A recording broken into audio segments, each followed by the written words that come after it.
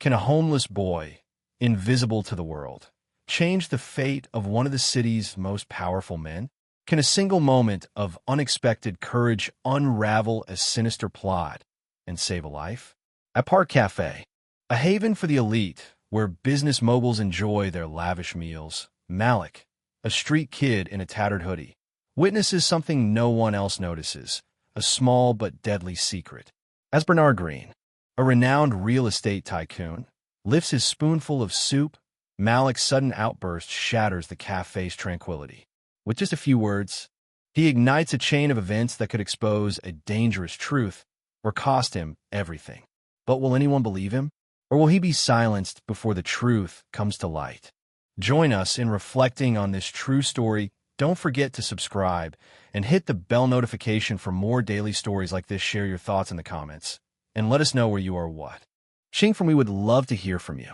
Bernard Green sat in the heart of the Park Cafe, a place prized by the city's elite for its pristine landscaping, discreet waiters, an expertly curated menu. It was midday, and the air smelled of freshly baked bread mingled with the subtle aroma of blooming flowers. Bernard, a 72-year-old real estate magnate who had branched into countless other ventures, appeared composed in his immaculate suit and gold-rimmed glasses. The signature calm in his expression masked decades of tenacity and ambition. As he waited, he glanced at his watch, a gesture that might seem casual to an onlooker but carried the weight of a lifetime of punctual habits. Across from him sat his wife, Marissa, a woman whose youthful beauty and impeccable style turned heads at every table. She wore a sleek black dress, her raven hair styled in soft waves, and her lips painted a bold red.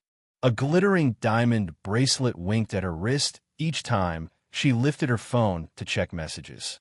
Bernard noticed that she was more focused on her screen than on him, but he said nothing.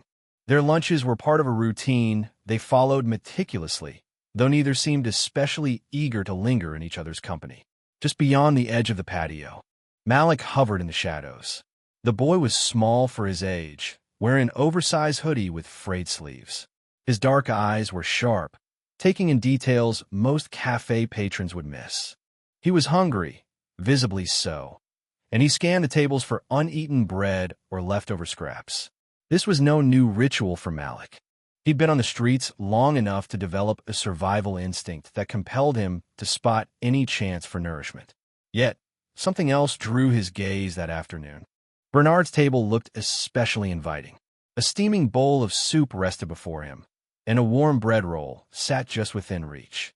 The crisp linens and polished silverware signaled the privilege that divided people like Bernard from people like Malik. But the boy remained silent, unsure if this was the moment he could possibly slip in and ask for spare change, or if he should just fade away as usual. That was until he noticed a flash of movement from Marissa. It was a subtle action. She retrieved a small vial from her designer handbag, twisted the cap, and tilted her hand over the steaming soup. Her posture was elegant, so much so that if someone had been looking at her face instead of her hands, they would have seen only a contented smile. Yet Malik was focused enough to see a few drops of clear liquid vanish into the soup as she stirred. A chill raced through Malik. He had no idea what was in that vial, but he caught the tail end of Marissa's whisper to Bernard. "After all the trouble I've gone through, you'd better not ruin this." The words, quiet as they were, bristled with threat. Malik's first instinct was disbelief. Was he witnessing something sinister, or had his imagination run wild? But he could still picture the contents of that tiny bottle trickling into the broth. Bernard remained oblivious, distracted by his phone. He looked tired, as if carrying the burden of years of success had ground him down in ways he no longer bothered to hide. Marissa, on the other hand, beamed as though nothing had happened. She reached across the table and lightly brushed Bernard's hand, her diamond bracelet catching the midday sun. Underneath that picture-perfect exterior, Malik sensed an undercurrent of tension that made the hair on his arms stand up. For a moment, Malik considered walking away. Calling out a stranger, especially a powerful-looking one, would invite suspicion, or worse. People might assume he was causing trouble for handouts or attention. The easiest choice was to vanish back into the shadows of the city, where no one cared what a homeless kid saw or heard. But as he watched Bernard lift a spoonful of soup toward his mouth, Malik felt his heart hammer in his chest. If his instinct was correct, that spoon held more than a meal. It carried a threat to someone's life, summoning courage he barely knew he had. Malik stepped from behind the patio fence. With a voice that trembled but refused to fail him, he shouted, "Don't eat that!" In an instant, the cafe's lively hum stilled, and every eye swung toward the small boy in the tattered hoodie. Bernard froze, spoon inches from his lips, and beside him, Marissa's eyes turned cold as steel. A heavy silence settled over the bustling cafe, as if someone had pressed pause on a film. Waiters holding plates of artisanal dishes paused mid-stride. Conversations died out, and a few forks clattered onto plates. Malik, standing a few steps away from Bernard's table, felt every curious, startled gaze land on him. Yet the only set of eyes that truly terrified him were Marissa's. She rose slowly, her chair scraping against the stone floor. "What on earth are you talking about?" she snapped, each word cutting the air like a whip. The smile she'd worn earlier was gone, replaced by a fierce glare. Her manicured fingers curled around the edge of the table, nails digging into the white linen cloth. Bernard set his spoon down with deliberate care, as if any sudden move might shatter the fragile tension. He stared at Malik, then at Marissa, confusion visible beneath the distinguished lines of his face. "Explain yourself, young man," he said. His voice, though firm, held a note of genuine concern. Malik swallowed hard, feeling his throat go dry. The enormity of what he was about to say threatened to steal his voice, but he pressed on. I saw her pour something into your soup," he said, forcing the words out. His gaze flicked back to Marissa, who radiated indignation so powerful it was nearly tangible. "Ridiculous," she spat. Her diamond bracelet glimmered again as she waved a dismissive hand. "He's lying. Bernard. He's just trying to stir up trouble, probably hoping you'll toss him a few dollars." Bernard's expression faltered. He lifted the spoon again, this time only to sniff the soup. His brow furrowed. Something about the aroma was off, or perhaps it was merely the suggestion planted in his mind. "Marissa," he said quietly, "this boy claims you did something to my meal. Is any part of that true?" Her lips pressed into a tight line. "Of course it isn't. You know me better than that." She placed a soothing hand on Bernard's forearm, her voice dipping into a reassuring tone. "He's just a street kid looking for a quick scam." A wave of self-doubt coursed through Malik. Would anyone believe him? He was a nobody in this upscale world, a child of the streets with no resources or allies. Yet the memory of that clear liquid merging with the soup was too vivid to ignore. He lifted his chin, determined not to back down. "I'm not lying," he insisted. "You can get it tested. I saw what happened." A hush descended on the crowd. Someone coughed uncomfortably. Another glanced at the entrance, as though expecting management or even security to arrive and smooth things over. This was the sort of scandal wealthy patrons hated. It disrupted their perfectly orchestrated routines. Bernard's eyes never left Marissa. "Tested," he repeated, weighing the option. "That seems fair, doesn't it? If there's nothing to hide." Marissa's face twisted in outrage. "You're seriously entertaining this child's accusations?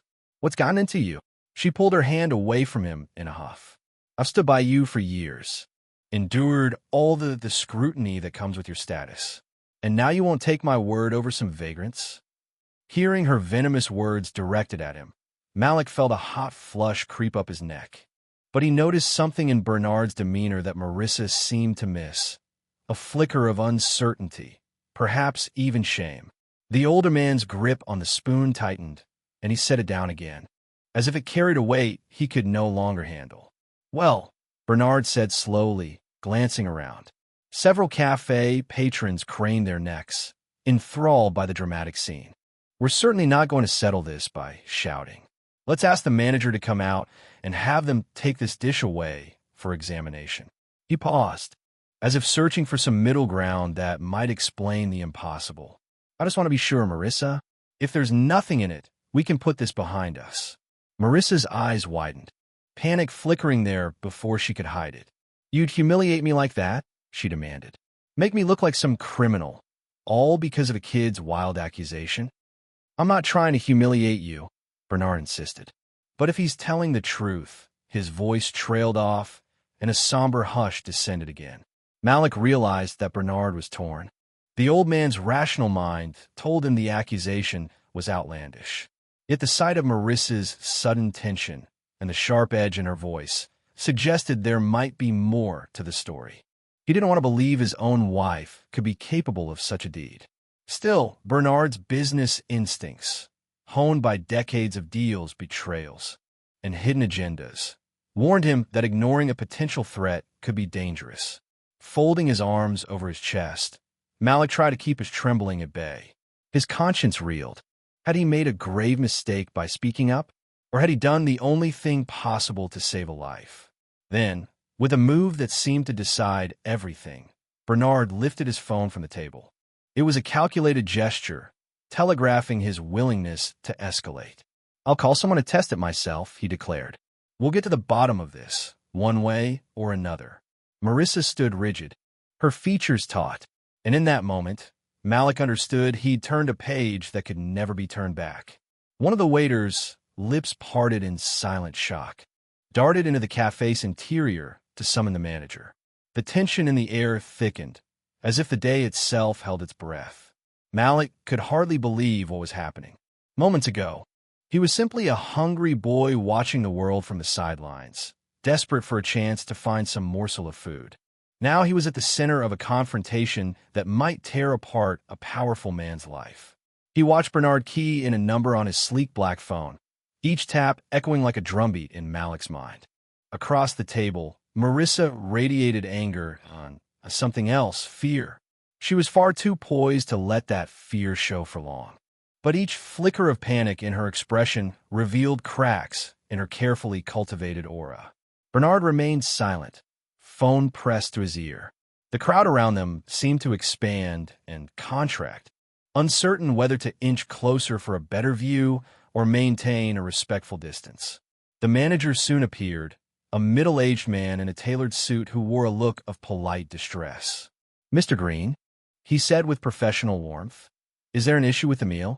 We're happy to replace anything if it's not to your liking. Bernard lowered his phone. I'm not looking for a replacement. He replied, voice clipped. I want you to take this soup to a laboratory to be tested. Today. His tone brooked no argument. I'll cover any costs, of course. The manager's eyes darted to Marissa, who stood with her arms crossed. Then he glanced at Malik, who looked like he might bolt at any moment. It was clear the manager had walked into a minefield. Certainly, sir, he managed, keeping his tone even. I'll see to it right away. There was a flurry of movement as a waiter approached with caution to remove the bowl. Marissa's eyes followed the soup like it was a live bomb, her expression shifting from anger to desperation. Bernard said nothing more, still gripping his phone. He typed out a text, presumably sending instructions to one of his numerous professional contacts. Malik thought about slipping away. He felt exposed, and every second that passed made him more convinced he was out of his depth. Yet he also knew that if he fled, Marissa might weave a story about how this had been a con job. The truth would remain hidden, and Bernard might never know she was dangerous. Setting his jaw, Malik decided to stay, refusing to abandon Bernard to face what could be a life-or-death situation. Finally, Bernard ended his call and turned his full attention to Marissa. His eyes were unreadable, a mix of confusion and sorrow that made Malik's heart twist. They're running a test on it, he said, nodding toward the departing waiter holding the soup. We'll see what they find. Marissa scoffed, though her voice trembled. You're truly entertaining the idea that I would poison you? After everything we've been through? Bernard breathed out slowly. I don't want to believe it, he admitted, but I also can't ignore the possibility that something is horribly wrong. He gestured toward Malik. This boy, Malik, claims he saw you do something. He risked making a scene in front of everyone. Why would he do that if it were all a lie? Marissa opened her mouth, but no words came immediately. She cast an icy glare at Malik. Maybe he hates people who have money, or he was hoping someone would toss him cash out of pity. There are plenty of reasons. A silence stretched. Finally, Bernard shifted his gaze to Malik. "Son," he began, "tell me how you ended up here, watching us. Where did you come from?" Malik hesitated. He wasn't used to sharing anything about himself, especially not with wealthy strangers. But something about Bernard's tone, gentle yet edged with urgency, encouraged him to speak. "I live on the streets," he confessed, cheeks burning with embarrassment. "I was just looking for food or change. But then, I saw her put drops in your soup." Before Bernard could respond, Marissa's phone buzzed. She snatched it up with unsteady hands, glancing at the screen. A flicker of alarm crossed her face, though she quickly tried to mask it. Bernard noticed his eyes narrowing. "Who is it?" he asked quietly. "None of your business," she fired back, hitting a button to silence the device. Her defensive reaction only fueled Bernard's suspicions. His lips pressed into a thin line. Watching this exchange, Malik's mind whirled with questions.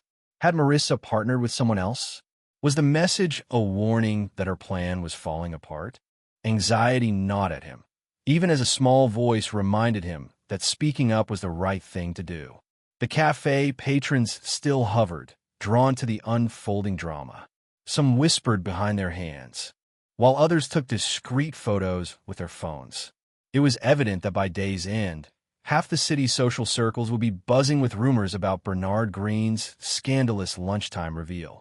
Bernard took a slow breath, as if trying to compose himself. Then he looked at Marissa with an intensity that made her step back. "We'll wait for the lab results," he said firmly. "I've called someone I trust to expedite the process. If what Malik says proves false, you can blame me for the embarrassment. But if it's true," his voice caught, and he took another breath. "If it's true, Marissa, then I've been living with a stranger." Marissa clenched her jaw. "I can't believe you're speaking to me like this." Her eyes brimmed with fury. Yet there was something else there too, a flicker of desperation. Malik watched, uneasy yet resolute. Bernard's life might hinge on the test results. Standing beside the man felt surreal, as if Malik were dreaming. But he was no spectator now. He was a key witness in a conspiracy he never asked to discover. Outside, the sky remained bright, the sun illuminating the scene in harsh clarity. There would be no shadows to hide in today. The truth, whatever it was, would soon be laid bare. Time crept at a maddening pace as they waited for news about the soup sample. Bernard insisted on remaining at the cafe, refusing to let Marissa leave his sight. She paced along the edge of the patio, ignoring the curious glances from other patrons who had yet to settle back into their meals. Malik stood near Bernard, trying to seem smaller than he already was, wrestling with a mixture of guilt and anxiety. He knew he had done the right thing, but how much damage would it cause?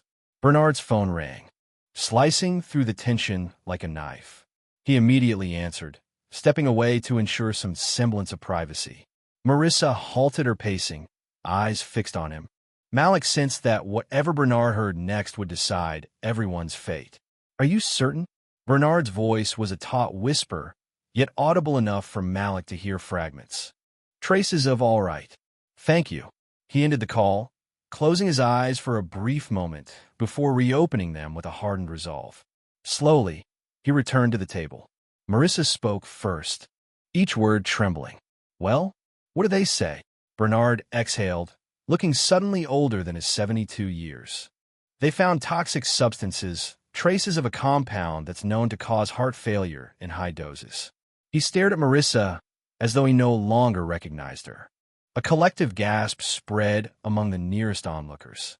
A flash of raw fury crossed Marissa's features. "This is absurd," she hissed, though her voice faltered. "How do you know it wasn't already in the soup before it even got here? You can't pin this on me." Bernard glanced at Malik. The boy steadied his breathing, remembering the crystal-clear sight of Marissa tipping that vial. "Malik saw you," Bernard said softly, as if the very act of speaking the truth caused him pain. "That's enough for me to at least consider the unthinkable." For a heartbeat, it seemed like Marissa might double down on her lie. Her eyes darted from Bernard to the silent onlookers and back again. She opened her mouth to speak, but the words wouldn't come. Finally, she snapped, "You have no idea what kind of pressure I've been under. You, in your empire, everyone watching, scrutinizing every move I make. That justifies murder?" Bernard's question emerged like a blade. "You think I haven't felt pressure? You think I haven't endured people using me for my resources? My power?" He shook his head, his voice trembling. "But I never wanted to believe it could be you, Marissa." Malik stood there, heart pounding. He had expected anger, shock, and maybe even a police intervention, but he hadn't expected the wave of despair that now radiated from Bernard. The betrayal in the older man's eyes was palpable. It made Malik wonder about the complexities of a life so gilded, yet so lonely. At that moment, the cafe manager reappeared with a pair of police officers in tow. News traveled fast in a place where influential people dined. The officers approached with a measured calm, scanning the tense group. "We received a call that there might be a poisoning attempt," said one officer, a tall woman with a steady gaze. Bernard nodded, pointing to the soup dish the manager had carefully sealed. "It's already been tested privately. The lab found toxins. My wife," he hesitated, as though the words were choking him. "My wife is suspected of adding them." Marissa's face blanched. "Bernard!" she exclaimed, but her outburst held no conviction. She looked around, desperate for some ally to step in, but none emerged from the gathering crowd. One officer gently took Marissa by the arm, while the other addressed Bernard. "Sir, we'll need an official statement from you and from any witnesses. We'll also examine all evidence thoroughly. If we find probable cause, we'll make an arrest." Marissa let out a strangled laugh that turned into something close to a sob. She shook her head vigorously. "You think you can do this to me?" she snarled at Bernard. But her bravado was slipping fast. "After all I've done for you, this is what I get." Bernard blinked back tears. "It seems all I ever did for you wasn't enough. Or maybe none of it was ever real." His voice cracked, and he turned away, unable to look at her anymore. Malik didn't move. Fear and relief tangled inside him, each emotion battling for space. On one hand, he felt vindicated. His words had saved a life. On the other hand, he was acutely aware that he'd unwittingly altered the course of an entire family's fate. He recalled seeing glimpses of Marissa in gossip columns or accompanying Bernard at formal events on TV. She had always seemed poised, so entirely in control. Now, she looked like a desperate stranger, cornered by her own secrets. A hush fell over the cafe, broken only by the clink of handcuffs.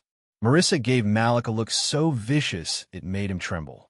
"You ruined everything," she whispered, voice trembling with rage. But Malik sensed that behind her anger was a realization that she had exposed her own guilt. The police led Marissa away. Her head bowed. Bernard watched in silence, tears sliding down the grooves of his cheeks. Patrons began to disperse, uncertain how to react. Some murmured in shock.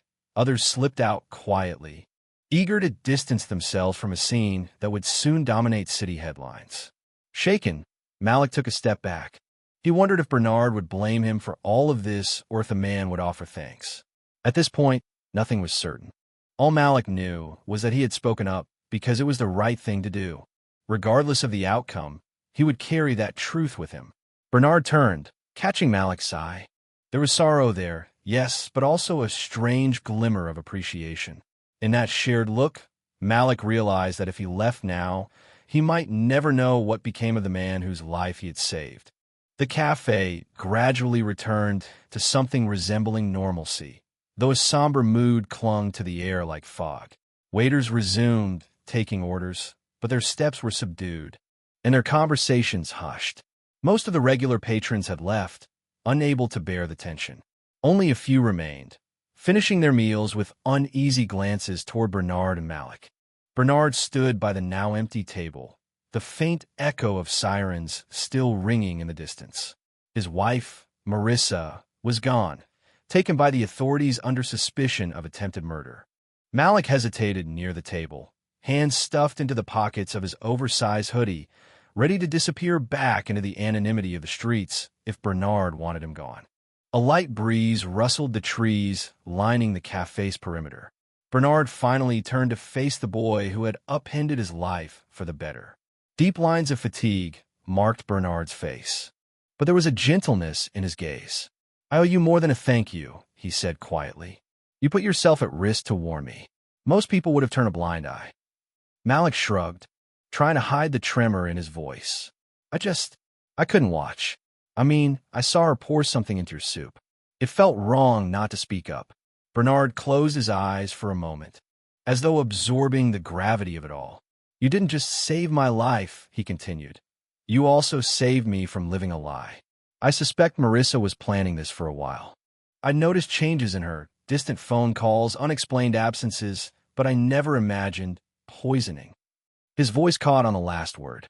Unsure how to respond, Malik said nothing. He was used to people overlooking him, dismissing him as a nobody. To have a billionaire openly acknowledge his worth was startling, almost uncomfortable. Yet he felt a surge of pride for having done the right thing. With a shaky breath, Bernard retrieved his phone again. After typing a few messages, he looked back at Malik. "I have resources," Bernard said. "Money. Connections. Normally, people use them to curry favor or get ahead, but right now, I want to use them to help you. That is, if you'll let me." Malik's heart pounded. He had never asked for help, certainly not from a stranger. "You don't have to do that," he mumbled, scuffing a sneaker against the pavement. "I wasn't expecting anything. I'm used to getting by on my own." Bernard nodded, respecting the instinctive independence that came from hardship. "I understand, but the truth is, you're not alone anymore. What you did, it means something." He hesitated, seemingly unsure how much to reveal. "I made a call to a friend of mine who runs a nonprofit. They help disadvantaged youth, provide shelter, education, job training. They've always had a good track record of turning kids' lives around." Malik's gaze flicked up.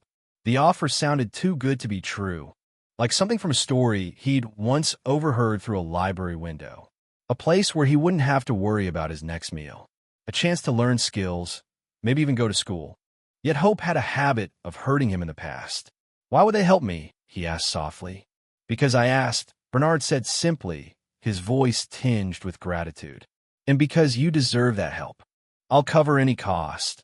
Make sure you have a safe place to stay." "Let me do this, Malik. It's the least I can offer." The boy's throat tightened. No matter how tough life on the street had made him, the prospect of genuine assistance left him feeling vulnerable. Slowly, he nodded. "I thank you. I'll try not to mess up or anything." Bernard's lips quirked into a weary smile. People who mess up usually wouldn't risk themselves to save a stranger. "You've proven you've got a good heart, and that's more than enough for me." The sun was dipping lower in the sky, painting the horizon with traces of gold and orange. Bernard motioned for Malik to join him at the edge of the patio. Together, they walked away from the once chaotic table, the place where secrets had been exposed and a life saved. On the sidewalk, a sleek black car was waiting, the driver already informed of the day's bizarre events. Bernard gestured for Malik to get in. As the car pulled away, Malik stared out the window, watching the city's familiar streets roll by. Only now, they felt different. He wasn't trudging along the sidewalks in search of scraps. He was inside a car with a man who owed him a debt of gratitude. The transformation was dizzying, and he gripped the seat to steady himself. Bernard spoke occasionally, his voice laced with exhaustion, but also relief. He recounted bits of his life, early struggles, relentless ambition, the heartbreak of discovering Marissa's deceit. Malik listened quietly, absorbing the stories that felt so foreign to his own. Yet there was a connection, a shared sense of unexpected adversity that had thrown them together in this moment. By the time they reached their destination, a tall building with warm lights shining through large windows, Malik felt more than just relief. He felt the stirrings of a new beginning. Bernard walked him inside, introducing him to an older woman who greeted Malik with a kind smile. She promised he would have his own bed, regular meals, and a chance to go to school if he wanted. Standing in the lobby's soft glow, Malik looked back at Bernard. In that moment, he realized his life would never be the same. Sometimes, The simple act of standing up for what's right changes more than one life at a time. Bernard and Malik's encounter at the Park Cafe proved that courage can emerge from the unlikeliest places. Malik, driven by a simple refusal to remain silent, shattered the facade of Marissa's deadly intentions. In doing so, he also exposed Bernard to a painful truth, one that ultimately freed the older man from a web of deceit. Their paths, so different in wealth, status, and background, converged through one extraordinary moment of integrity. No longer confined to the edges of society, Malik discovered that his small act of bravery resonated deeply. It illuminated the power of speaking out, even when every instinct warns you to stay invisible. Meanwhile, Bernard recognized that all the resources in the world cannot guarantee loyalty or genuine love. True security comes from connections built on trust and sincerity. Through this shared ordeal, they both found an unexpected source of hope. Bernard, once guarded by his status, recognized that he was vulnerable in ways he never imagined. Malik, accustomed to fending for himself, learned that opening up to help was not a weakness, but a bridge to a better future. The memory of Marissa's betrayal, though painful, served as a reminder that darkness can exist behind the brightest smiles. In the end, their story transcended a near tragedy. It became a testament to the chance encounters that could transform lives. Though one stood at the pinnacle of success and the other clung to survival, they were bound by an act of moral courage that redefined both their destinies. Even in a world fraught with self-interest and fear, a single act of conscience can alter fates and inspire hope for those willing to take a stand when it matters most.